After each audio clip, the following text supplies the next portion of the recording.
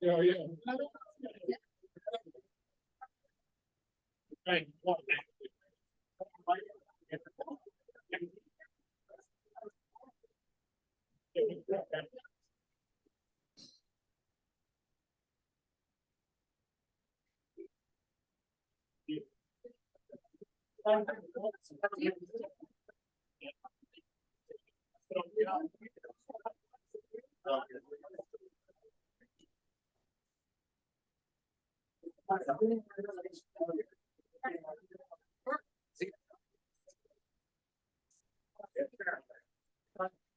I'm coming for a while.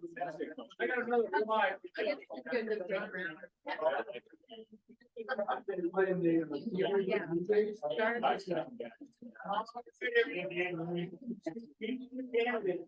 For upcoming election. I hope everybody had a chance to preview the candidates, their profiles. I'm gonna ask a few questions, so the timeline, introductions, and then the 3 questions, if everybody saw those. I know the panel is very prepared, hopefully. And then, at the end of this, we'll wait till the very end to ask any questions. I've had a couple people submit questions to me, so I'll ask those first. But just remember that questions need to pertain to the entire panel. We're not gonna single anybody out for any reason, but how is this gonna affect the overall club? And anything that you have questions for, the lovely Miss Lana will be in charge of timekeeping for everyone. We're allocating 2 minutes. She's got a 1-minute warning. And a sign that says stop. So, it's gonna be a fun-filled evening, very informative. And I'm your DJ host, Mike, MC for the rest of the afternoon. So, we'll take as long as it takes to get through the majority of it, but we will try to cut it off at 8 o'clock if it gets to that point. So, 2 hours, absolutely. How I kind of spaced them out. The first question, we're gonna go in order from last name, going down to last order for last name as well. So Ken, Seth, Tim, Bert, and then Jan.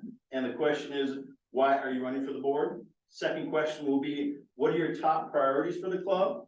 It'll go the other direction, kind of snake format. So Jan, you'll be first, then followed by Bert, Tim, Seth, and Ken. Last question will be, how do you envision that the board interacting with management team and the members? And that was a random one. So Tim, you'll be first, Jan second, Ken third, Seth fourth, and we'll follow it up with Bert as the last order of questions there. So any questions before we get rolling here? I'm anxiously awaiting that sunset to see, you guys really get grilled, so I do have sunglasses in my office. All right, let's kick it off with the first question. It's gonna go to Ken. Maybe make a quick introduction first, names, and then right after that, we're gonna go, why are you running for the board? For those of you who don't know me, my name is Ken Bruton.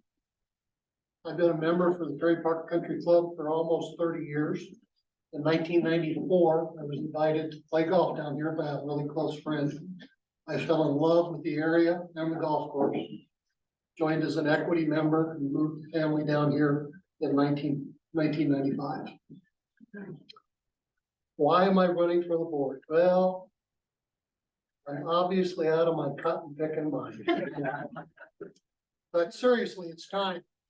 In my few years as a member of Prairie Park Country Club, I've seen some challenging years where members have stepped up and via contributions have completed projects out of their own pockets, including Max's, the North Deck, and rebuilding the 18th green many years ago. More recently, I've seen years of growth and prosperity in the club. I believe that the growth of the club is a direct result of a dedicated board of directors and an outstanding management staff. It's an honor to be asked to run, and it's time for me to give something back. Ken? Next up, Seth. You mind introducing yourself? Yeah, Why are you running for the board? yeah, not at all. So, my name is Seth Charles. I've also been a member for 30 years.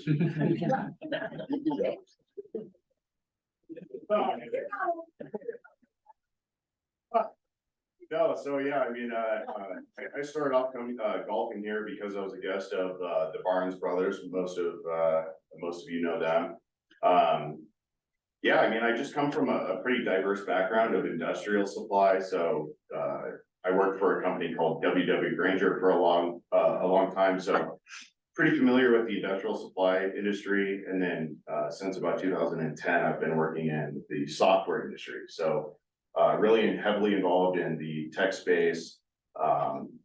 And when it comes to what I've been working on for the better part of the last decade and a half is just data analysis and as a whole. So at my heart, I'm a data analyst. So whether regard to finance, whether it comes to logistics, you know, I know that Nate's been working on some Wi-Fi projects. So at my heart, I'm a data analyst. So yeah, I mean, I'm just looking forward to giving a new perspective to what we may have had from the board of directors in the past, and hopefully beating Ted's single season golfing record.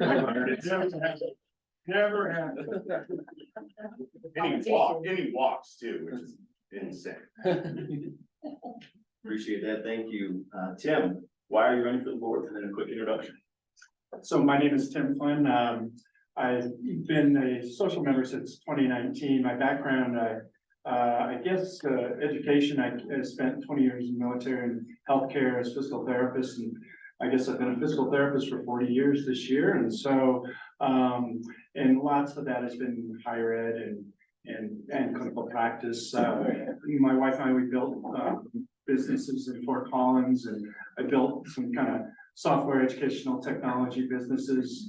And in the past have run or been president of professional associations, but again, more in the healthcare arena.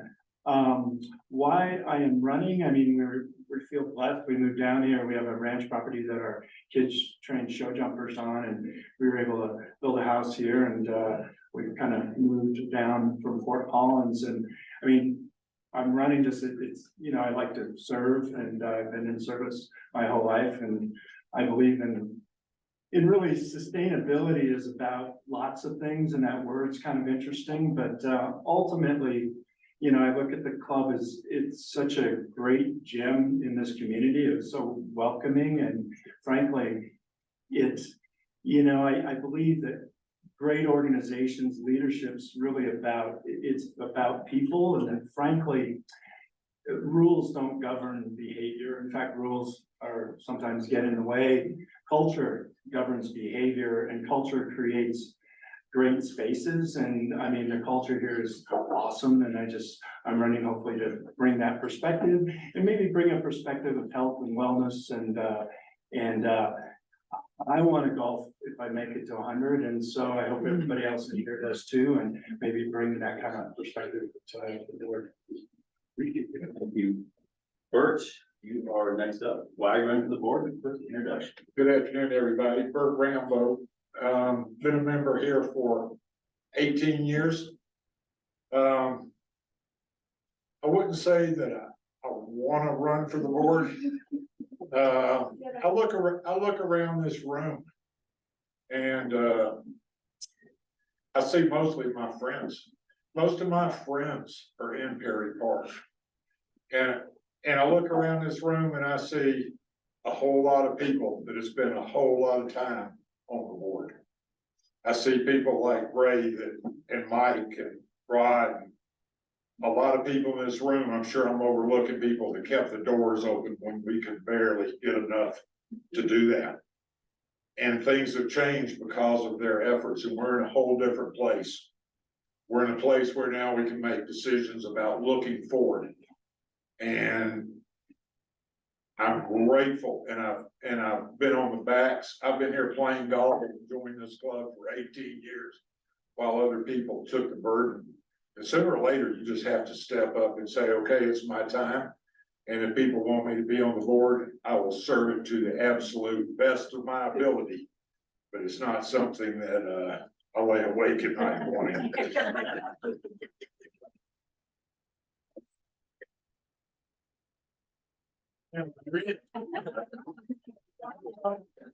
We always appreciate honesty these days. Dan, while you're ready for the board.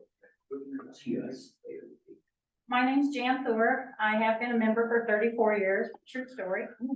I believe that my background in accounting and as a CPA could benefit this club, especially in light of the fact that our treasurer will be leaving after this term. And I think that I could help fill that void. I started my career as a controller for a small privately held company. We grew fast. We were acknowledged by and eventually acquired by a Fortune 500 company. When I left there, I started my own CPA practice. Have diverse clients, industries, personalities to deal with there. Recently, I became semi-retired, so yay, more golf. But that also means that I have more time to volunteer and to give back to this club in a way that I've never been able to before. I'm also a workaholic, so I understand that would be a benefit, and also I think it's part of the job requirement for the board. What I've been told.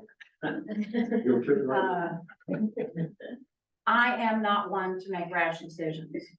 I'm also not quick on my feet, so please keep that in mind when it comes time for question and answer. I prefer to listen to people, hear people's opinions, take that into consideration, and then make informed decisions. I have been a member here for a long time. For the last 6 years, my partner in crime, Lori Stokey, and I have been captains for PPWGA team. In that capacity, we've had a lot of interactions with committees, with the board. We've learned a lot during that time. Probably the most important of that is patience. Also during this time, I've seen a lot of growth and change in this club and a lot of improvements.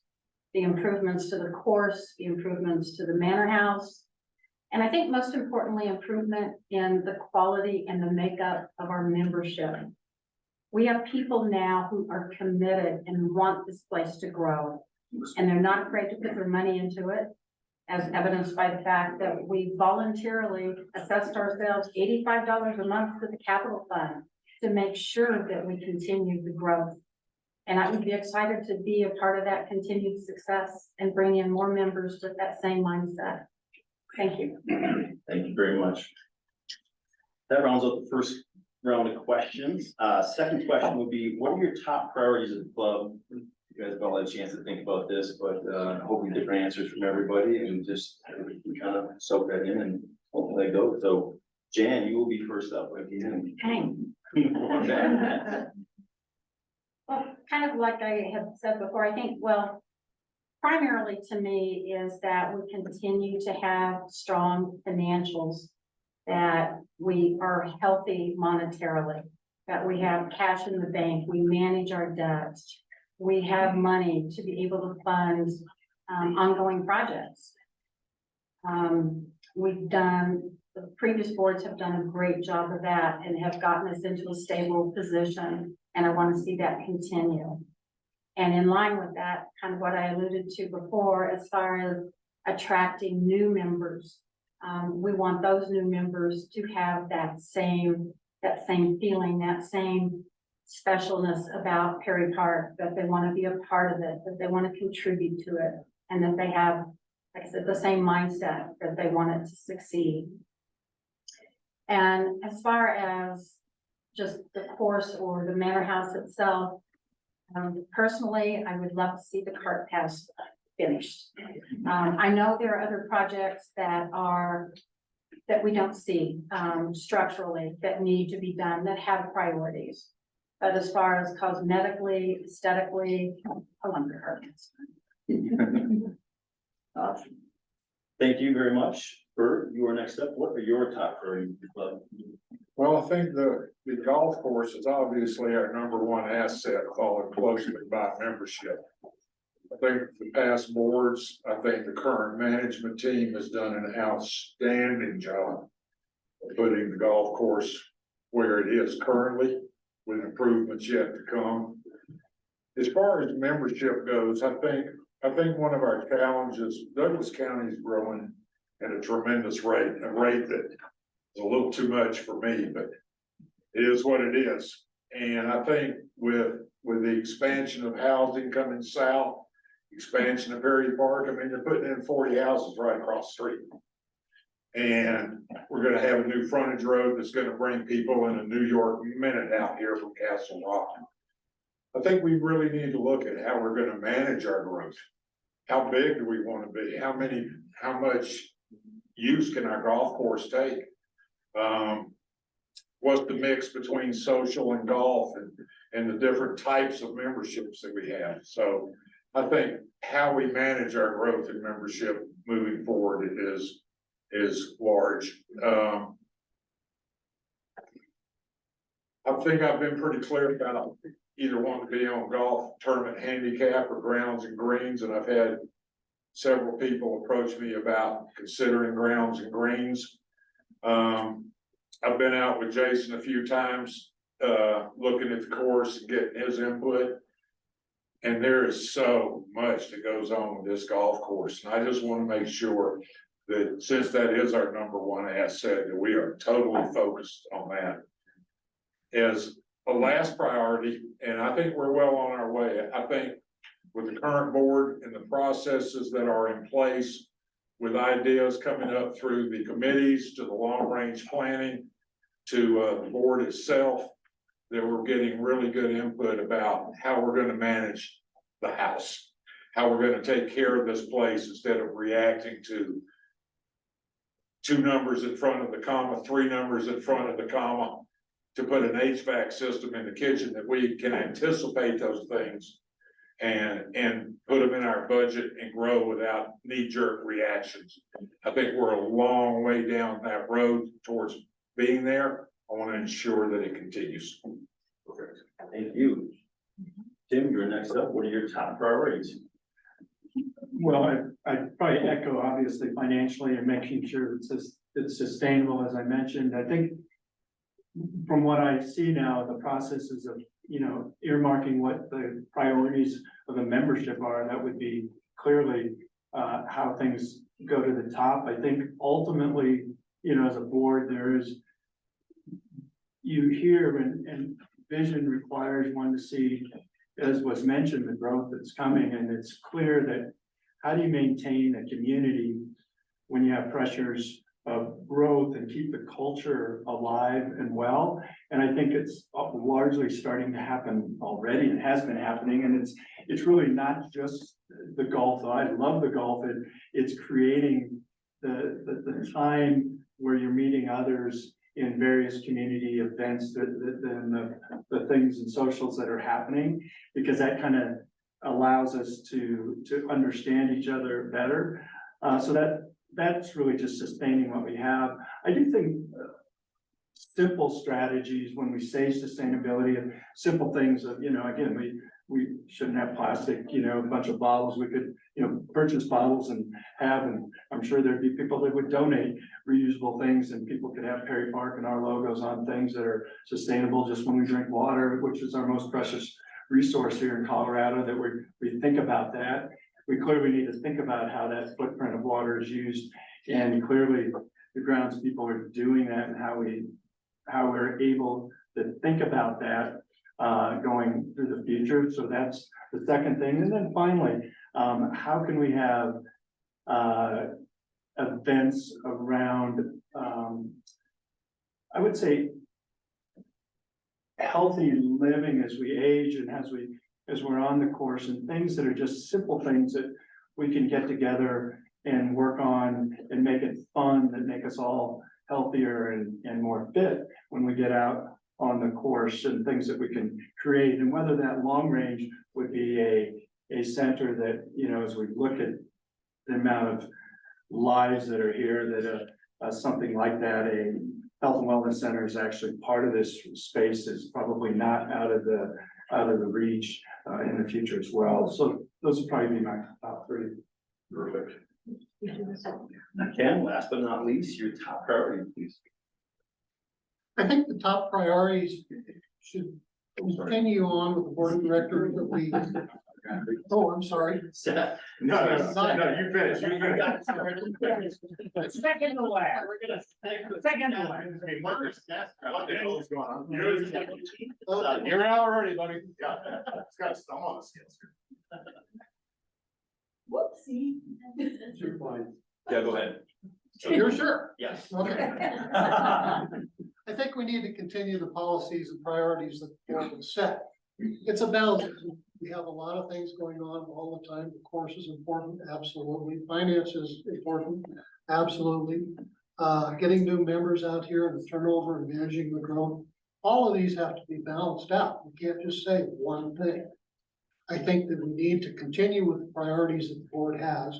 In addition to that, look at the management staff we have and the key personnel and work towards holding them for longer periods of time, the retention time. I understand that their positions are transitory and they go from golf course to restaurant to whatever. But we can look at a strategy that looks at these positions and says, these are the successes that we have participated in regards to not only hiring these people, but keeping them around and carrying out the strategy of the board to increase the value of this club overall. Beautiful. Seth, my extreme apologies. You'll get to start off first. I can't, What are your top priorities, sir? I can't stay mad. No, so I mean, I'll obviously reiterate a couple of things that I've heard. So when it comes to sustainability, that has to do with number one, I think there is a balance between garnering new membership, but also protecting the elements that make Perry Park special. It also has to do with retaining and attracting the best talent in the space. So we saw what happened when the monsoon came through and washed out this golf course and how well our ergonomic team came. It was incredible. You know, Keith does an okay job.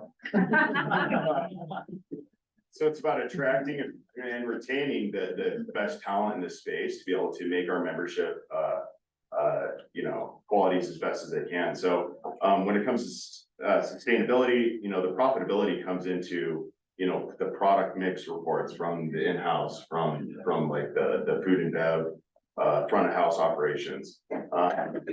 So I suppose the overall profitability of the club would be the number one opportunity. The second is just member experience overall. So I think a lot about, you know, what does the morning experience look like for folks? So, you know, myself and a lot of folks like me, we have to golf in the morning, right? Like we don't have the afternoons or the full days or the weekends even necessarily because we're getting our asses kicked by our kids' sports schedules.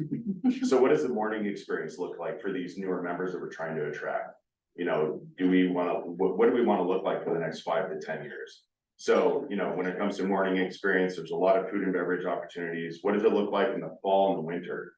When there's a foot of snow outside, what are we doing to keep ourselves fiscally responsible and thriving in those times? What can we do to make ourselves more profitable that way?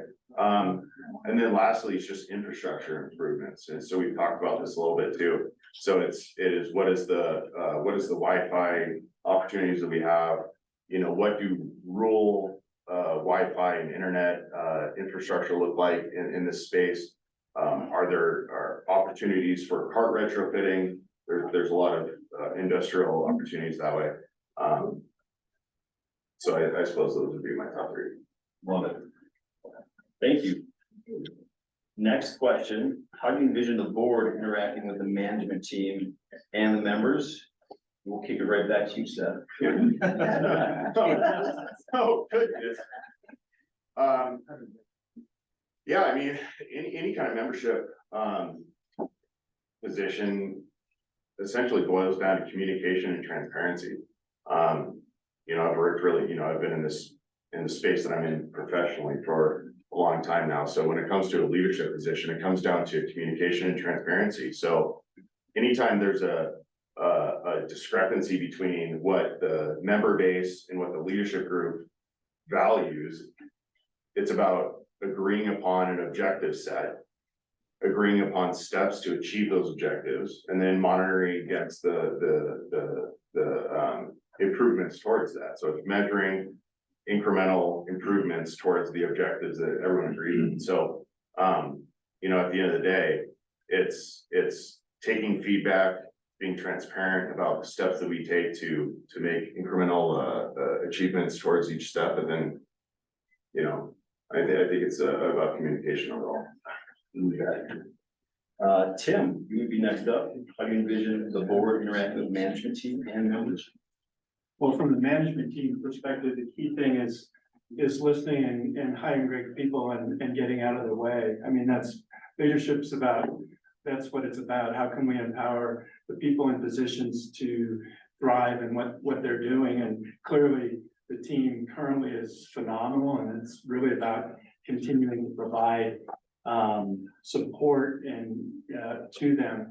The other thing I think is just, as was echoed, it's listening well, and also creating a culture where clearly the more people are passionate about things, the better. That said, people are invested, and passion is great, but I think, you know, I believe we can be respectful with our passion, and, just, that's what culture does, calling people, no, you can be a little bit upset about this, but we can be very respectful about that, and let's move forward in the best solution going forward. So clearly from membership perspective, it's creating great cultures where people are open and talking, and when they see something that they see as an improvement, bringing it forward from all voices forward, and then allowing that to percolate up, get it to the right people, not up here, the people that can act on it and make the decisions on the ground. So from the membership, it's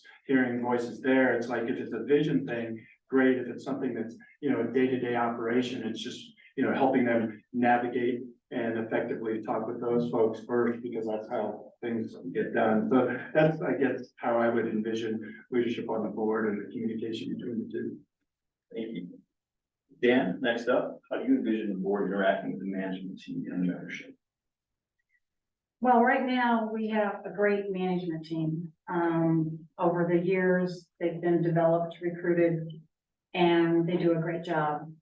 And some people in the room can remember when the board was actually doing the day-to-day functions and spent a lot of time here. Thankfully, that's not the way it is anymore. I don't believe in fixing anything that's not broken. I don't see interfering in day-to-day management.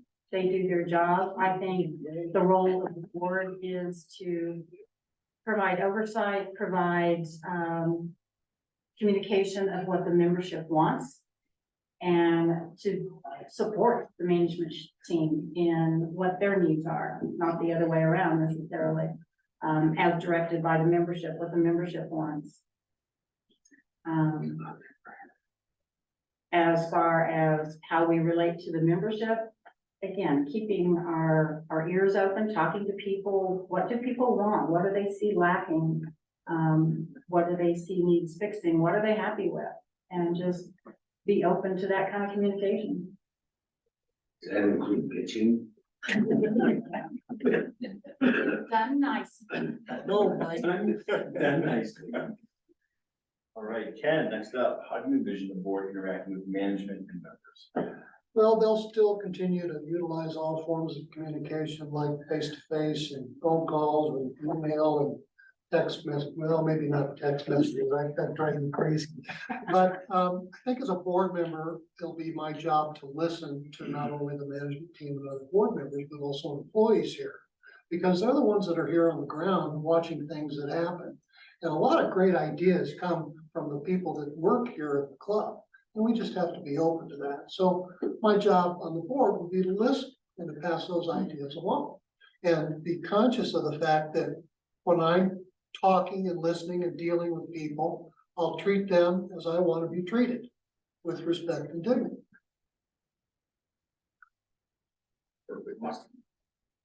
Bert, last but not least. Are you sure? How do you envision the board interacting with management and the membership? I think it's pretty much, everybody's pretty much already said it. communications, two-way street. Board is definitely the conduit of the members to management, management back to the board about their tools. One thing my management life has taught me is you hire the best people you possibly can find. You hire people that are smarter than you give them the tools they need, and you get out of their way. And, right now, our management team at the club is the best I've ever seen it. We're functioning at a efficiency and, I don't even know what the right word is, but we're functioning at a very high level that we have not enjoyed in the past. The board has in the past been the management team, and that didn't work.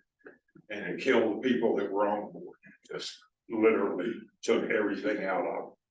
So we don't have to go through that because we've made some great hires and people are doing their job. So I say simply, give the current management team the tools they need and get out of their way and make sure that we're listening to the members' input. Those are the three predetermined questions. This is where it gets interesting for everybody with some curveballs. Try to do a soft underhand pitch for most of these, but I did receive one earlier today in regards to personal bias. And obviously we need to remove that being on the board, kind of being impartial, Switzerland, if you will. What is you consider your biggest personal bias and how would you avoid that? We'll start with, or we'll go down the road this way. Next question, we'll start with Sarah. Go back. My biggest personal bias is against people that will not get out of bed in the morning and put their feet on the floor and do something. Action. You've got to get up every day and want to do something that's constructive. And if you can't do that, then I have no time for you. If you want to live off the labors of other people and you want to enjoy life at others' expense, I have no time. That's my bias. Ken? I have a bias against people who have their own personal agendas. I think that it's unwelcome and unneeded in this club, and as a board member, you have to be able to say, this is for the good of the club. And there's gonna be agreement, and there's gonna be disagreement.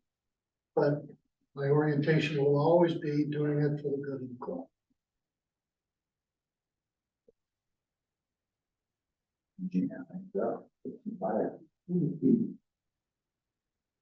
I think as like relates to the club, that would be people that like to complain and bitch, but not do anything to fix it and don't contribute.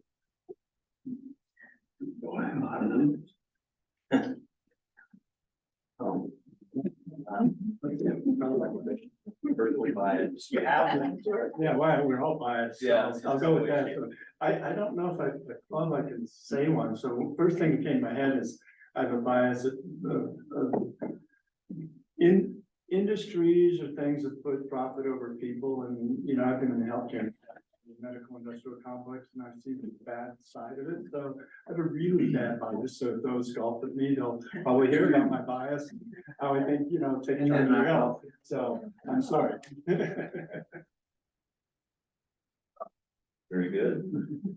Seth, what would you consider yourself your personal bias? Yeah, I mean, I think that most of my bias, as most people, is it just depends on your situation. So for me, my bias is depending on my perspective, which is, you know, I have 3 kids under the age of 10, and my bias has to do with somebody that has to sometimes work 30 hours a week and sometimes work 80 hours a week.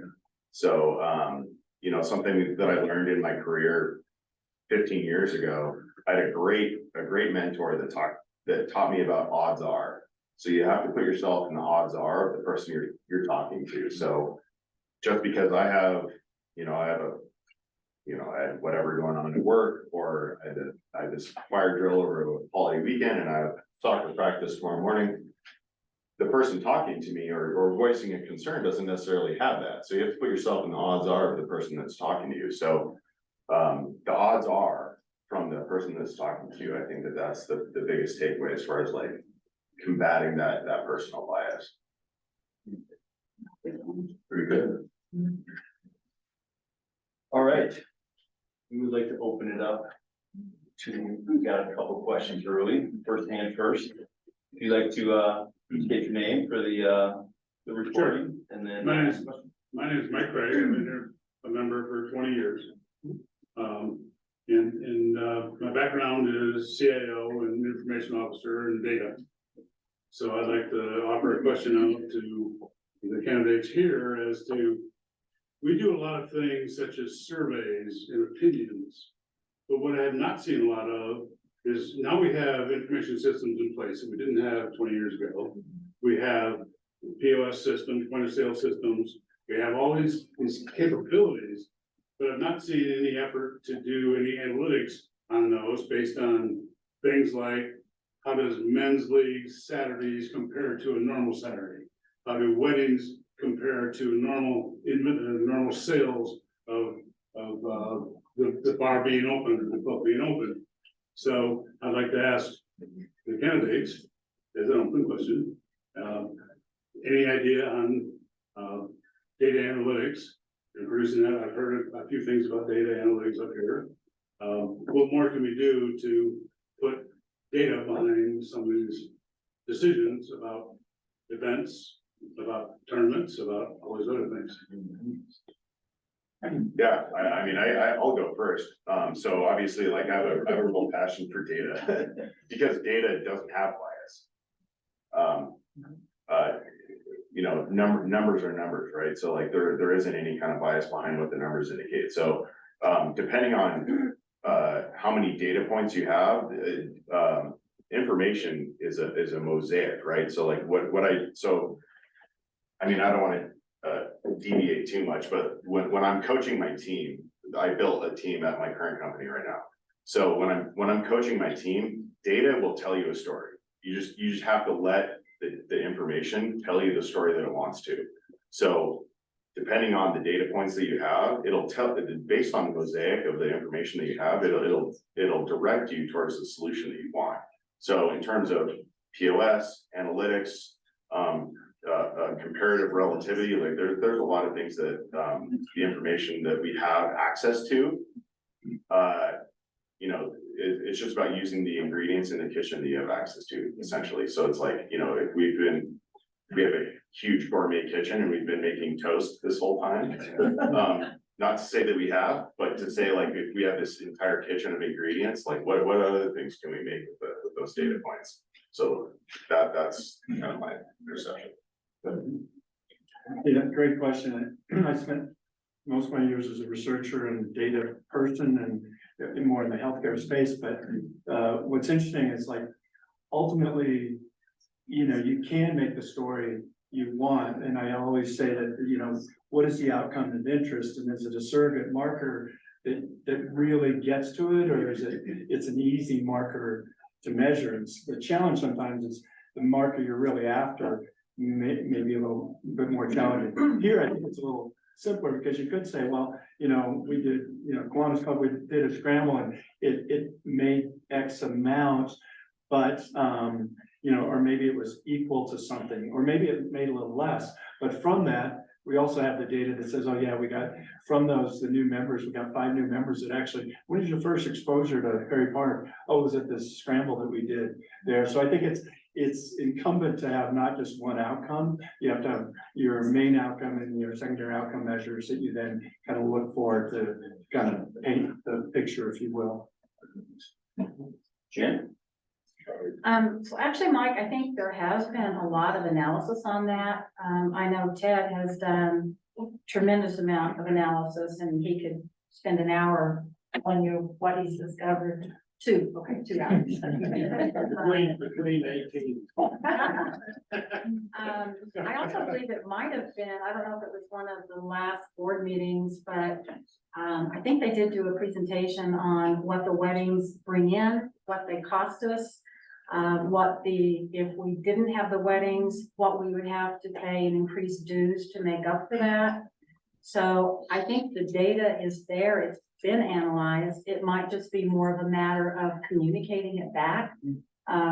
Instead of at a high level at the board meetings or other places, that we can put that in a form of communication out to the whole membership.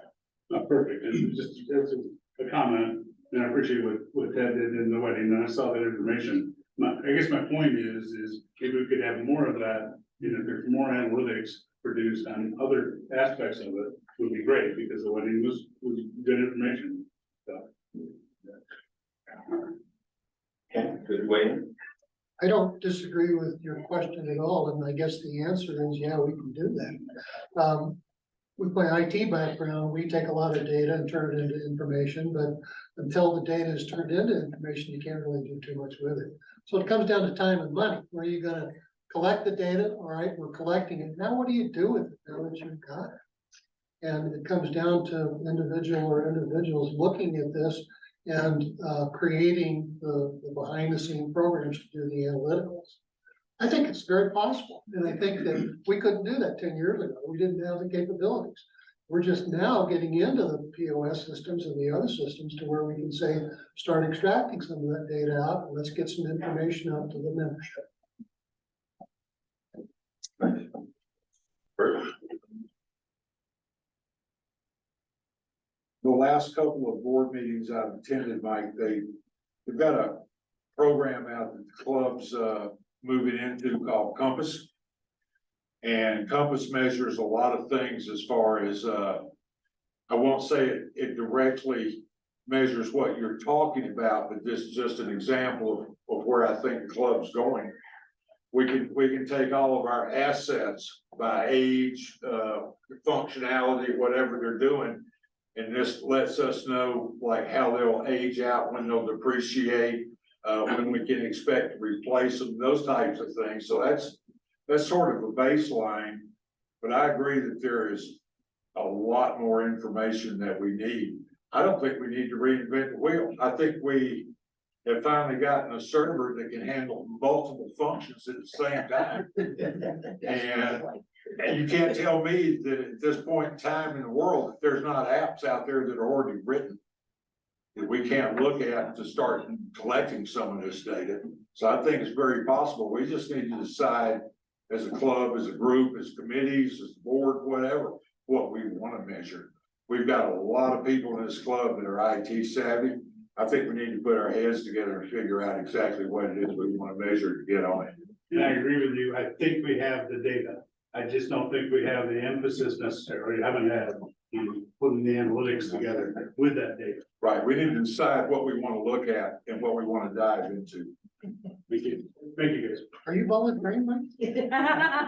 Of course. I thought, as a CFO 5 years ago. What committee do you want to be? Data, I'll tell on data.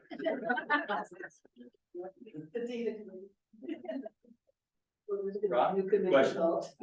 So my question was gonna end up being a Nolan Ryan fastball question at the end here.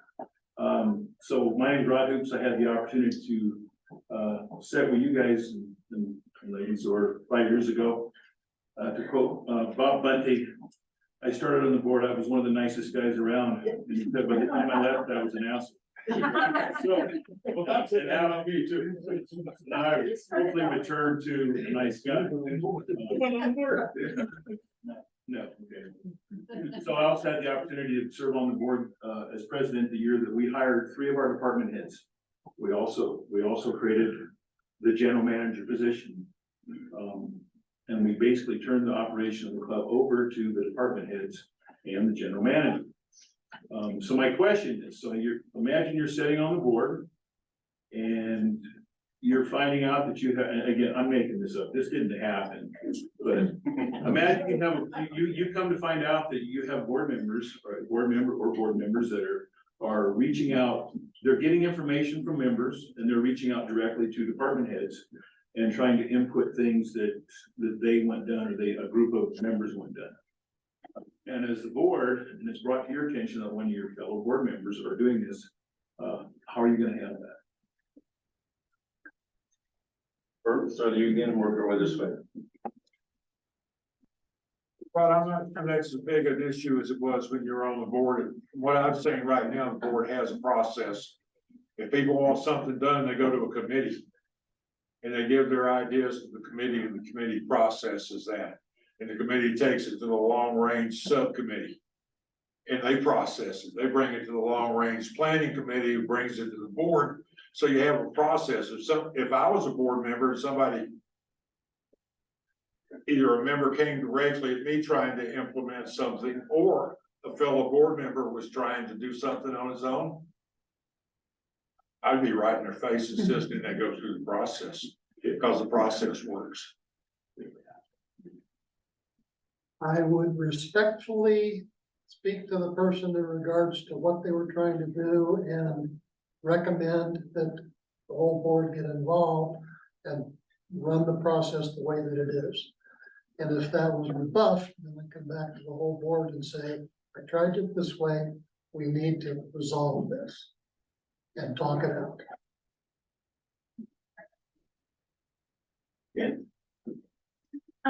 We have committees for a reason. You know, the board can't do everything. We have the committees, we have subcommittees, and that's their purpose. I've attended many full board meetings where people are bringing up agendas there, and that's not the place for them. That's not what those board meetings are for. They need to be dealt with at the right level. As far as, I can't imagine the board members, couple of board members trying to run a subterfuge and pull something off. I just have a hard time imagining that. But there is a line of communication, there's a line of control. Control is not the right word, but a chain of command, so to speak, where things should flow through. And I think effort would be needed to be made to make sure that nothing goes outside of that chain of command. I would echo what was said. I mean, there's a process in place, and I just make the assumption that mistake was made, say, hey, by the way, you know, that should have gone through the committee. And you can, with micro expressions, very quickly, you can say if someone was trying to do that. I do, I could say, I have a hard time imagining now, based on how much work the boards have done and put into place the process, and more it's communicated to the membership. Well, it's straightforward. It's great. Everybody's got a voice. Here's how you do it. Here's how your voice is heard. And there's a great process of just reminding people of such. I mean, luckily, it would be, I'm an asshole to start with.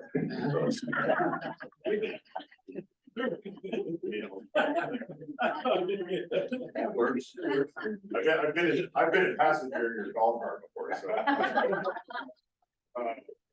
The assholes. Yeah, exactly. Place ruined me. Yeah. You only put two in there. Yeah, I mean, anytime there's a breakdown like that, it comes down to the policy, process, or people. So we have to be confident that the policy, right, the rules that we engage issues or feedback with from the membership group are what they need to be. And if there's not, the members can communicate that to us.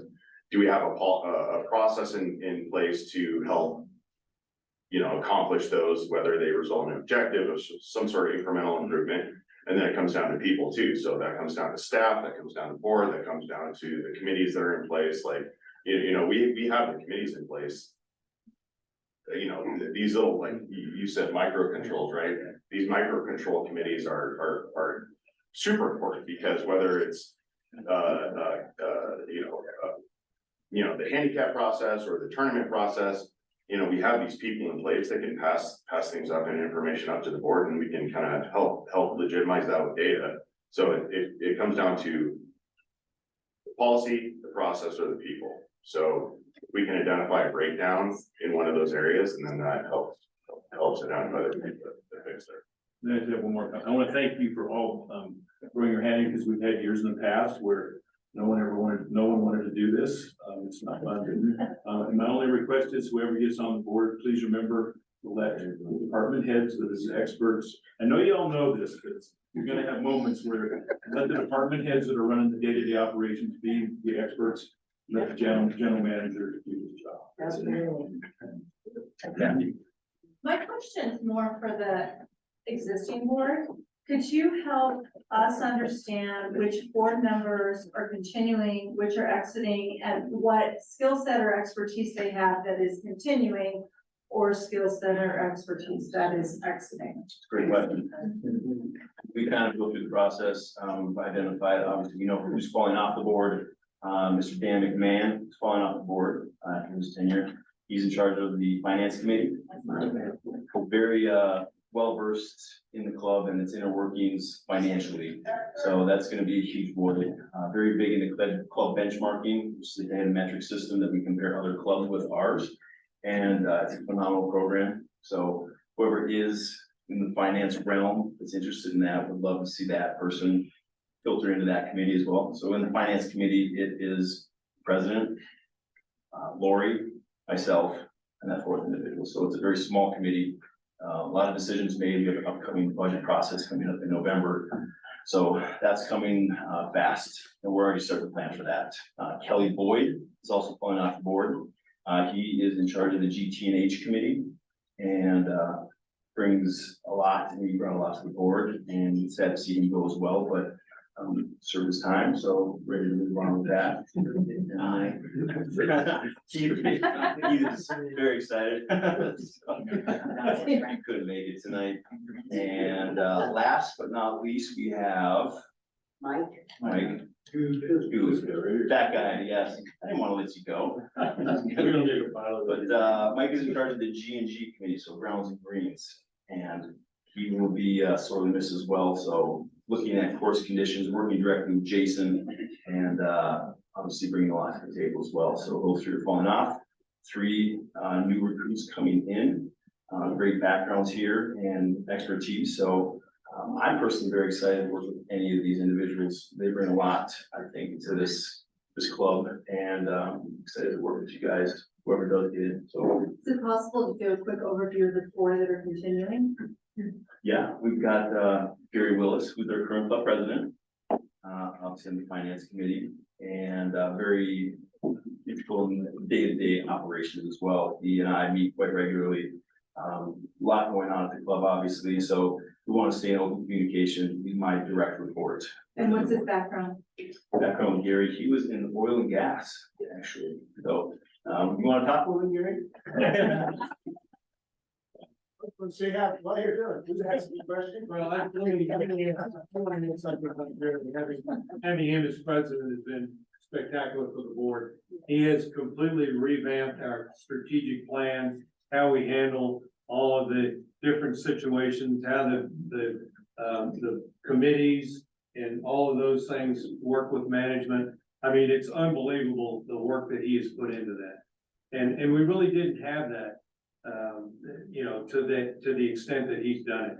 I mean, it is a real guideline to how the board is supposed to operate. And we talked about management and dealing with the management group and so on. I mean, it's just, we've had situations come up where it's all right there, and we've never had that.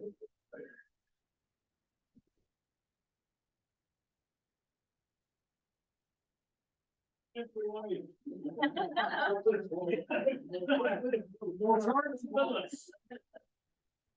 would say, you know, the board is made up of the members trying to holistically move us forward.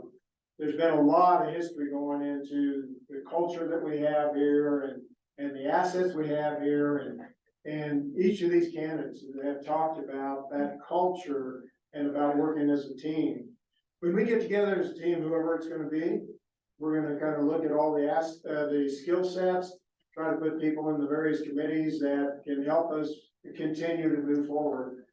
This team that we have today with the management team and with the board have put together a strategic plan. It's available to all the members. It talks about where we're planning on going.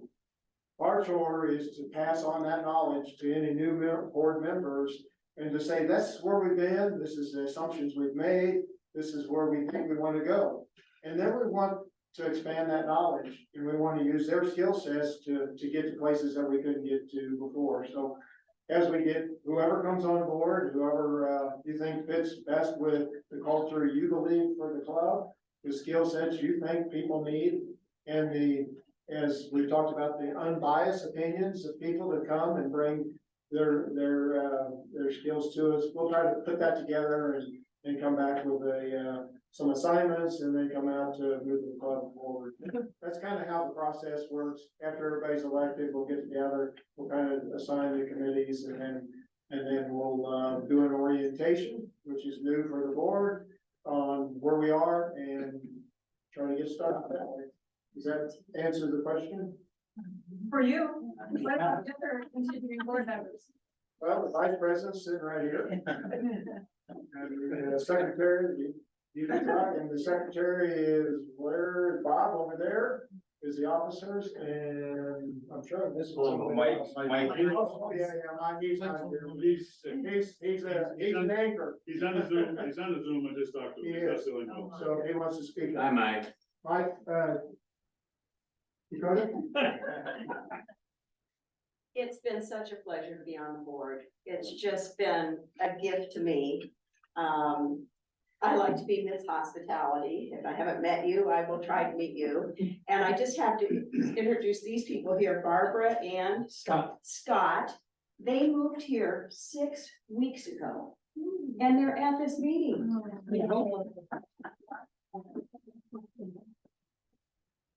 Like to say tonight is that if you don't know somebody in this room before you leave, make sure you introduce yourself to them, because I keep hearing the word culture.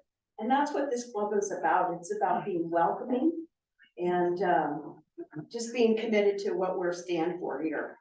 The reason that I ran for the board was there was an opening. And at that time, they had to fill it with somebody. So I threw my name in the hat. Number one reason, there were no women on the board. I think it's really important to have that diversity on a board. And so I would have you think about that in the years, next year and years to come. There's always representation. Bob over here. Bob? I don't want to break anybody's neck. I'll walk up here. I'm Bob Lesh. I just joined the board beginning of this year. My background's always been in finance and corporate strategy. I do have direct experience. I was a two-time board member and the president of Columbine Country Club in Littleton until just last year. Very different club. I get that. Some things transfer, some things are super different. But that was a $14 million budget, and 700 members and everything. So I got a lot of good experience across the board in all the disciplines. Currently, I'm responsible for the membership committee and the marketing and communications. Thanks, Bob. Mr. Palumbo is not here. He had to leave right before the meeting, wasn't feeling 100%. But he is online. I don't know if you'd like to unmute him if you'd like to talk, but I never know. I am online. I'll just make a couple of comments. I've been a member at the club for 29 years now, so not quite 30. But actually, when I retired a few years ago, I decided the same thing that I've heard tonight, and that is, it's my time to serve and my time to give back to this club that has given so much to me for so many years and my family. My background has been 50 years in the commercial construction industry. The first 25 or so was as a general contractor. The last 25 was owning a project management firm where we helped owners, designers, contractors, and user groups come together to create a vision to move a project forward. So I spent a lot of time doing that. I've also spent a lot of time in non-for-profit organizations, served on the board at Children's Hospital for many years and several other organizations. Currently involved in long-range planning, also involved in the finance committee and the nominating committee. And so very pleased and excited to continue to be a part of this organization going forward. Do you have any other pressing questions you'd like to ask? Board to be. Hey, Nate, this is Dan. I'll say three quick comments if I may. The first is, is that, and I'll actually give credit where it's due to Mike Palumbo when as we were all on the nominating committee, we talked about instead of thinking about skill sets and that type of thing, as far as instead, I would encourage all the members to choose the people that you might feel have the most passion for the club's success. Because I would argue, as Mike would, that might be the most important ingredient to the overall success of the club. The second thing I would say is that, as I finish my term as a member of the board, is that one of the most rewarding things is that everything gets done as a team. There's no individual credit or blame on anything good or bad that happens. And so that accompanied with working with, it really is a privilege to work with the staff of directors that we have on board with us right now. And then finally, I'll just touch on something that Bert made reference to. I will continue in a very limited role helping us to implement the Compass program, which is really designed to help us manage all of our, literally, I'm sure it'll be more than 1,000 assets, and really establish a process not only for managing our assets going forward, but also planning future capital spends as well, in making that a continuous process rather than episodic when we want to get a specific project done. Thank you.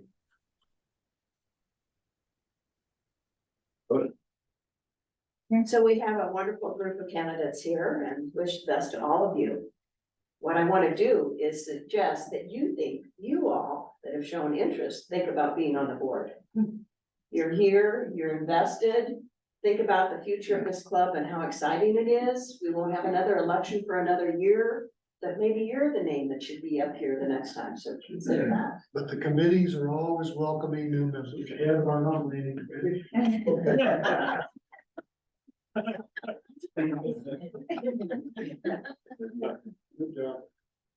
As I look out here, there's more multi-term presidents that already have served on the board. It's kind of scary. Any further questions? Hi, I'm Mark Marsters. We've been, Nancy and I have been members for 6 years, and we've all talked about growth. And how do we manage growth, and we want to grow? What is the vision for growth? I mean, we're almost maxed out for membership. Am I correct? So what does that growth look like if there's no room for new members? You want me to answer that? Or you want them to answer that? Right now, we are at 311, I believe, after this month, so we have room for 4 more members. The cap is negotiable to another 10% from where we are at 300, so we could get up to 330, and that's it, but we're at 315 right now, so we could do another 5% increase. We don't really intend on doing that at the current moment. Right now, as we kind of work ourselves into the fall, winter months, that's when we typically see the attrition start to take in. People realizing it's not golf season anymore, and maybe I'm gonna do another analysis of what I've got going on financially. And so we're starting to field a few phone calls, just people asking the question. But once we do reach that cap, that's when we're gonna see that initiation fee go up as well. Right now, we're at 15,000.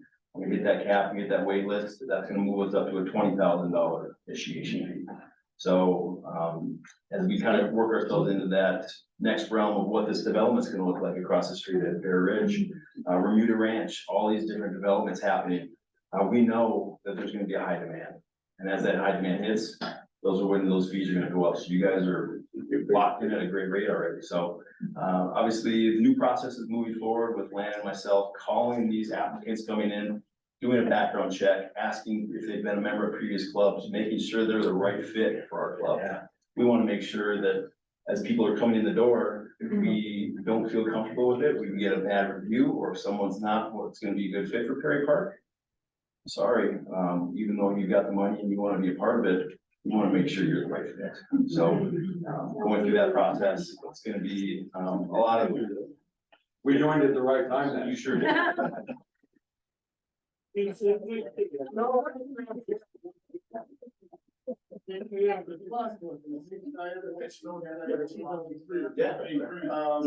So we're at this cap that we have for golf, and we're probably at the right number, plus or minus on that.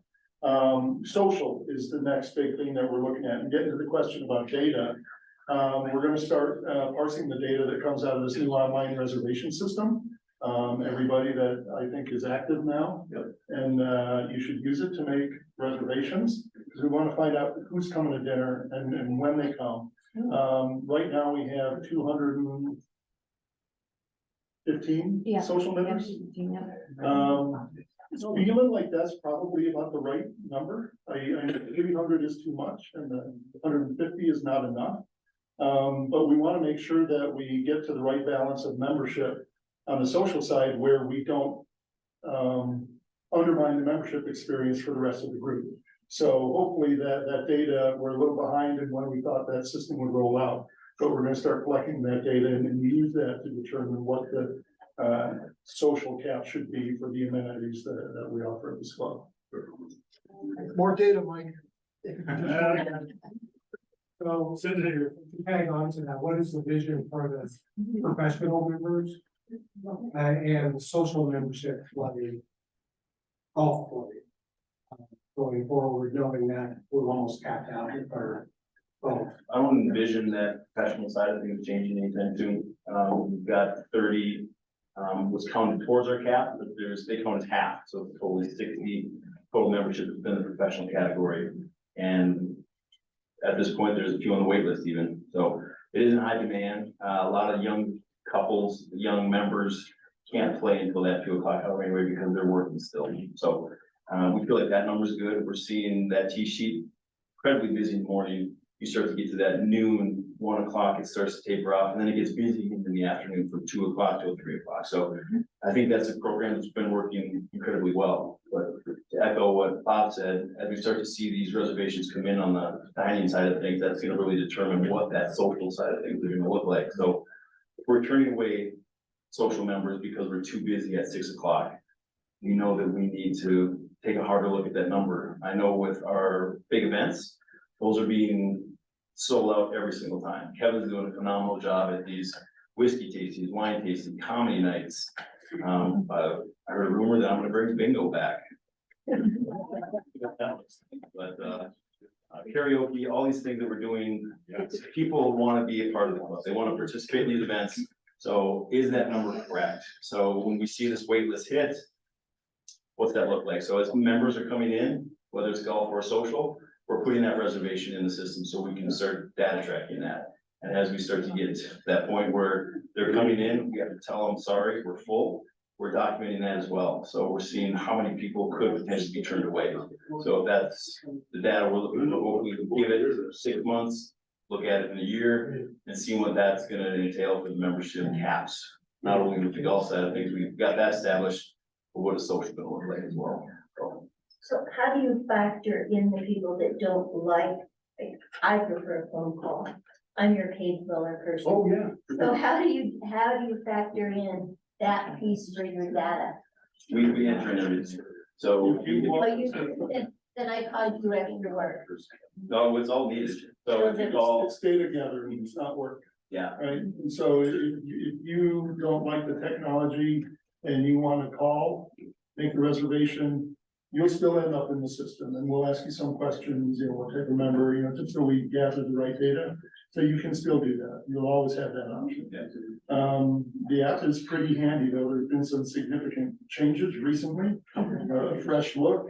Lana just got it turned on, so if you log into the app, it'll take you directly to Four Keys, and you don't have to re-log into Four Keys to make your tee time. So the more we can get people using that app, it gives us better information to enhance your experience. So I've heard a lot about, we're capturing all this data.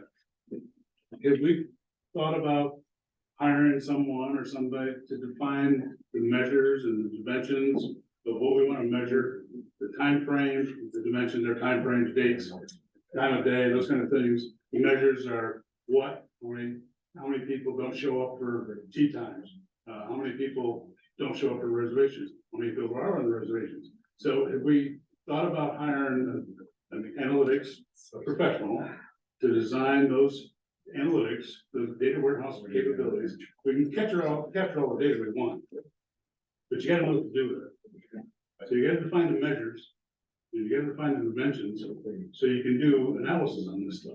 Have we talked about that with anybody, or outside firm, or anybody else? To some degree, like, so some of that data is readily available, and then it just becomes, is it a question or is it a problem that the membership perceives? So in the case of like no-shows on the T-sheet, I could run a quick report that will show me how many no-shows we've had in day, month, year. But if that's a perceived problem, and then is that Right. something that we need to? That's what you look at, That's you don't look at things A like. lot of that stuff is available if needed, in the case of many of our systems, and then now with timing, that'll become a new tool that'll be available. So it lends itself to the question of is the board's responsibility to ask those questions? Is it a problem? Because if you don't ask the questions, you're not gonna look for answers. And- Well, I'd like to just throw in that, you know, watching the committees work and what goes on within committees. The committees actually drive data analysis as needed for the questions that come up. I think that hiring someone just to analyze data is doing that, it's just analyzing data. No, I don't mean to suggest that. Okay. I'm meaning to, I'm just asking the board to ask those questions. And then if we have all this data, let's go get the answers when we have those. Having served on a committee or two, I've seen that happen. On a macro level, we subscribe and we participate in club benchmarking, which is an organization that gathers data from 1,000 or more clubs around the country, and those data sets based on organizations. So in terms of percentage of dues that comes from revenue rather than outside of that, a lot of more macro measures. We have comparison data that we use. That's great, just saying, and then, so we're not ignoring the things. No, that's great. I guess my point is maybe we could share more of that information to the Communication. membership. That's why I'm asking the questions, because I haven't heard this stuff. I heard about the weddings earlier in the last report. But other stuff is interesting. So. That's fair. I don't disagree with you. I just want to say one thing. I've been under 3 presidents, Rod, Ted, and Gary, for 3 years, and I watched the metamorphosis. When I came on board, we had no general manager. Then we promoted an individual who lasted 6 months and moved away. And then we got Nate, luckily. We've gotten a director of golf. We've got a new, Jason as our new agronomist and so on. The team that you put together that we've seen come about, and it's the strongest management team I've ever seen. The board was doing everything. It's already been mentioned. The board was doing everything when I came in. And then we transitioned over, and now the board is overseeing like it's supposed to be. But we've got an unbelievable management team that we have to keep in place. And we've got to keep them motivated, financially, and other ways that we can do it. But that's my parting shot, is that they're there, they're in place, we're really doing well, and I, in leaving, I just think that we're in a good place. Go to one more and then. Yeah, maybe a fun way to end this is if you could dream big. We could do whatever we wanted. More money. What would we have? And I did hear a health and fitness center, which I thought was fabulous. So did anybody have any other ideas? Pickleball. All right, so, no tower. Alright. On 10 years, dream big. Yeah, no, I'll take that for sure. One is, mobile connectivity throughout the course. I know that we've talked about that a bunch of times, so Thank you. whether it means being able to answer a Slack or a text or call if you had to. Yeah, or just like inability to answer, like, let me pretend to work at least. We'll all be out here, 4 times a week. So, mobile and cellular data connectivity throughout the course. Second is, it kind of relates back to like winter and fall activities, golf simulators. Give us a play, it's just like, you know, those of us that don't live super close or live on the park, give us a reason to come down and spend our quarterly dues on food and bev.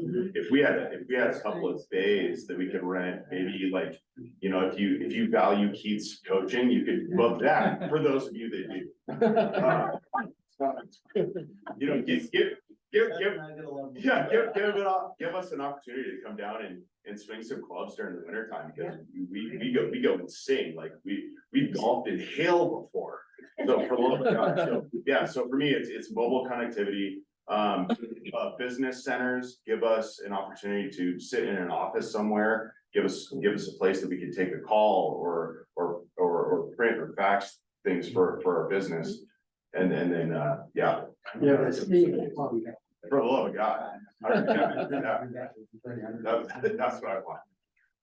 Well, I already mentioned health and fitness, but it really fits to this. It's gotta be a multi-use space that's year round. I love the idea of having bays, being functional where you can do a whole bunch of different things in the same day.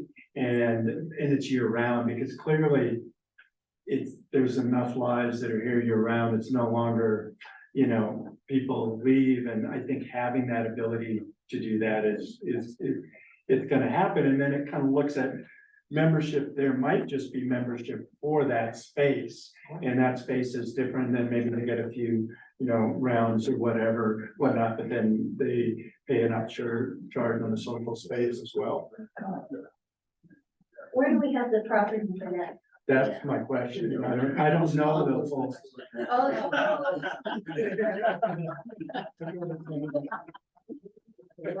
First bite.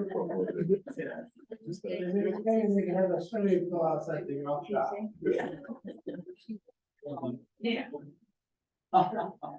Jan, have a wish list? Cell phone coverage would be great. You're out on the course, you've got to make your tea time. That's the only time I use my cell phone on the course, just saying. We're working hard at that, actually, so we just, we got a hold of the county commissioners at Douglas County, making some requests, looking at some coverage. Obviously, it's gonna take a cell phone provider to commit to that, but we're looking at towers, to see if they can do that, so.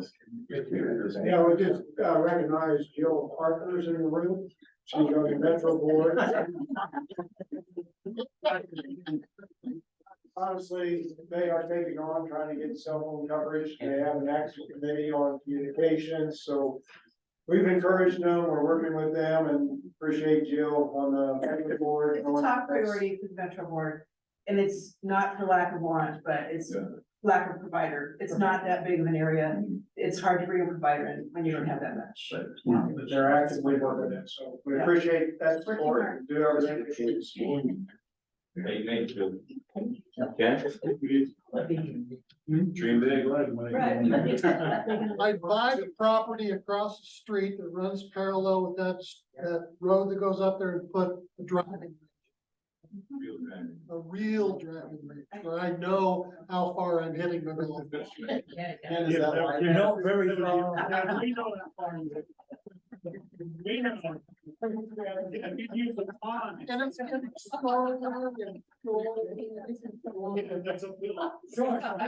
Talking about a short. It's not wide. Why I don't come up with ideas.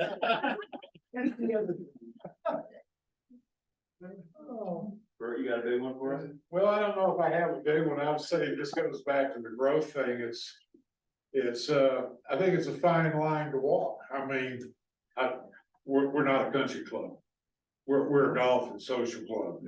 Do we want to change that? I don't really think so. I mean, it's just my opinion, but, I really like the idea about simulator bays. I like the idea about an office space, because a lot of people here, I know I'm retired and I'm conflicted sometimes. I need to do something, and guys that are working, you know, they're always trying to get a deal closed or something's going on. But I think that there is an opportunity for growth in the wintertime, especially around simulator bays and other type of golf activities, I realize that might be another building that we have to look at. Expanding this one, opening up space somewhere, you know, so. I think that's the best idea I've heard. Yeah. Well, again, thank you for everybody that came out today. The ballot will come out on September 11th. 6 days. It's coming Monday. So, we will have a capital improvement option on there as well. So keep your eye out for that. We always have done paper ballots. And then also we are gonna do a DocuSign. You can do it online. Hit the button, and it'll go right to Lori. Yes. Don't need to physically be here to fill it out, which for the moment, we'll have ballots here.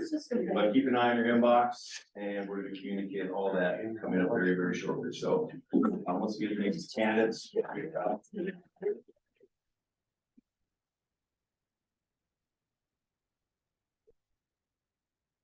See if you're complimentary beverage.